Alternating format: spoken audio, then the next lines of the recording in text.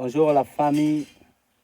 Aujourd'hui, je parle de la phrase mythique de Paul. Cette phrase qu'il dit, ce n'est plus moi qui vis, mais c'est le Christ qui vit en moi. Beaucoup se sont demandé, mais comment le Christ peut vivre en lui, vu que lui-même, il est une personne. Vous savez, regardez dans la prière Notre Père. On dit que ton règne vienne et que ta volonté soit faite sur la terre comme au ciel. Mais la volonté de Dieu, premièrement, elle a été accomplie par sa parole. Et il y avait son esprit qui accomplissait toutes choses.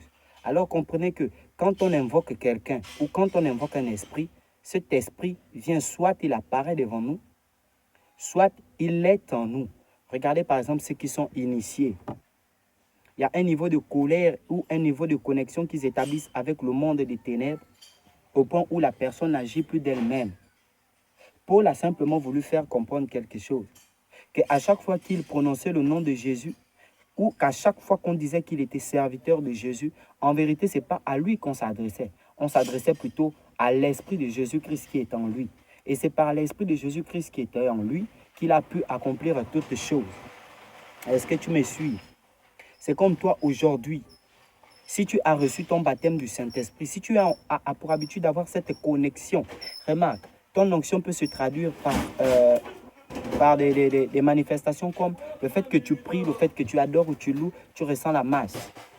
Des fois, tu peux crier. Des fois, les larmes peuvent couler. Est-ce que tu comprends? Des fois, les yeux peuvent s'ouvrir. Mais qu'est-ce qui se passe en vérité?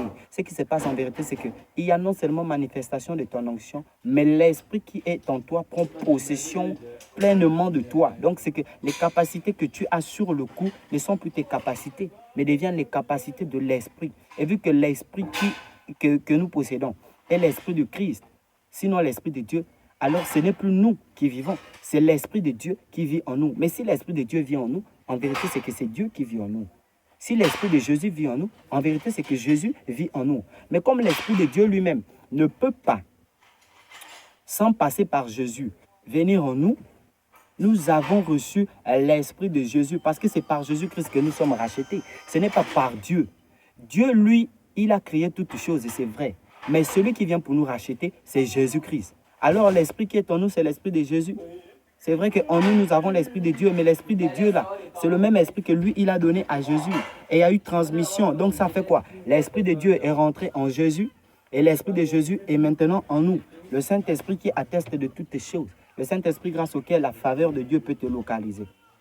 Sois béni, j'espère que cette écoute vidéo va t'aider. Merci Seigneur. Amen.